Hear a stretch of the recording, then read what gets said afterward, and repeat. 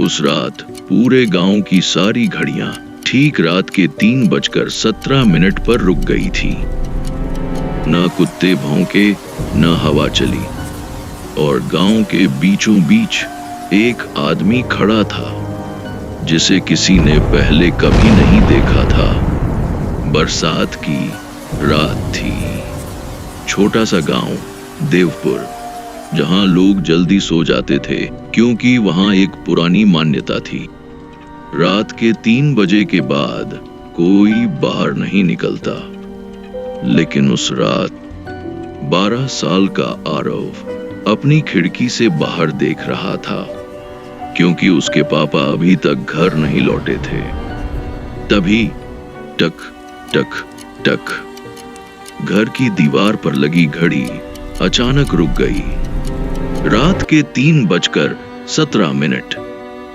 आरव ने सोचा बैटरी खत्म हो गई होगी, लेकिन तभी उसकी मां चिल्लाई, और वो हमारा फोन भी बंद हो गया।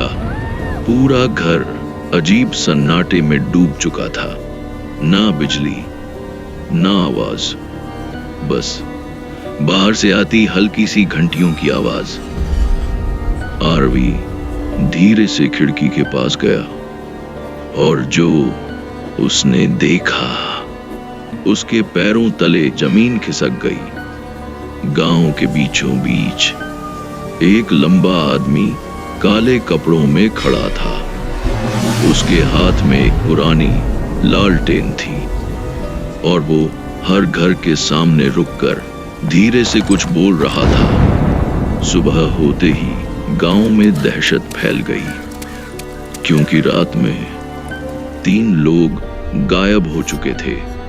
कोई दरवाजा टूटा नहीं था, कोई निशान नहीं, बस उनके घरों की घड़ियां रात के 3:17 पर रुकी हुई थी। गांव वाले डर गए। तभी एक बूढ़ी दादी बोली। वो वापस आ गया।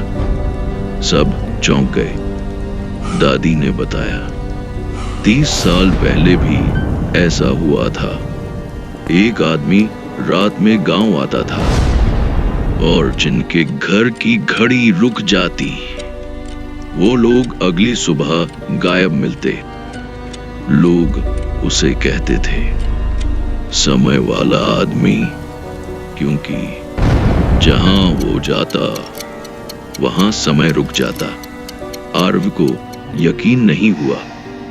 उसने सोचा कोई इंसान ऐसा कैसे कर सकता है। लेकिन उसी रात उसके पापा घर लौटे, भीगे हुए, डरे हुए, और आते ही बोले, अगर रात में कोई लालटेन वाला आदमी दिखे तो उसकी आंखों में मत देखना। आरव डर गया।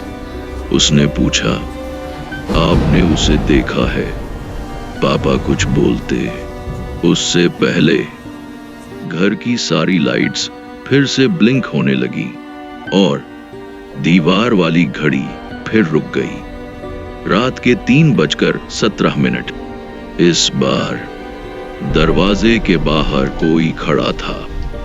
ठक ठक, धीरे धीरे दरवाजा बज रहा था। मां रोने लगी। पापा कांपते हुए बोले, कोई दरवाजा नहीं खोलेगा।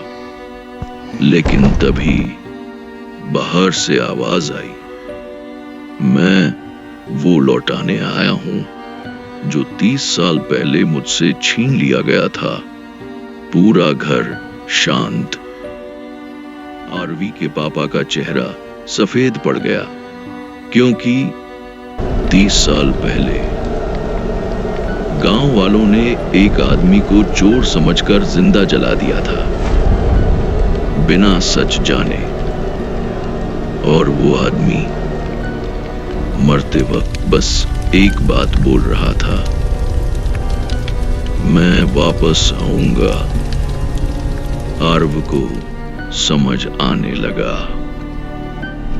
वो आदमी इंसान नहीं था, वो बदला लेने आया था। लेकिन तभी आरव ने देखा कि उसके पापा कुछ छुपा रहे हैं।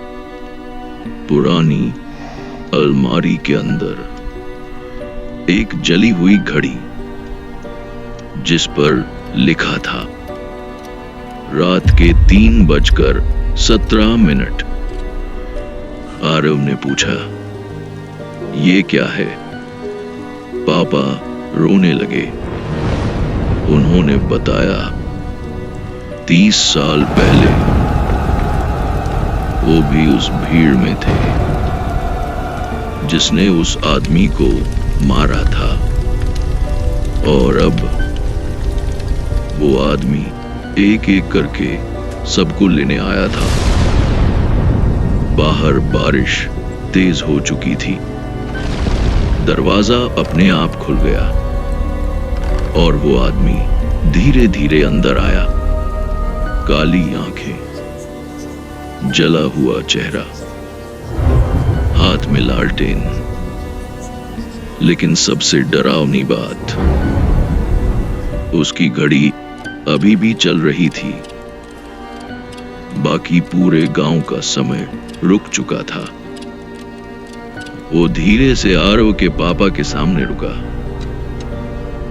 और बोला, समय खत्म।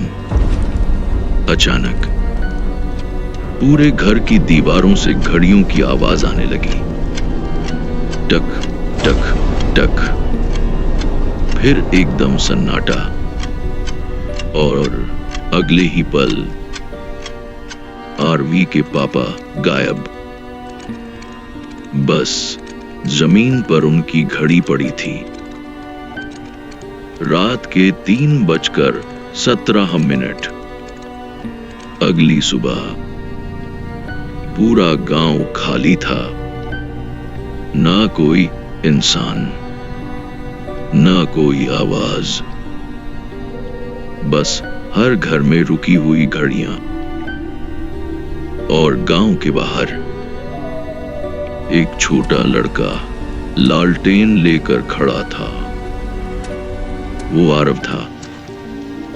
उसकी आंखें पूरी काली हो चुकी थीं और वो धीरे से अगले गांव की तरफ चल पड़ा, क्योंकि अब समय वाला आदमी अकेला नहीं था।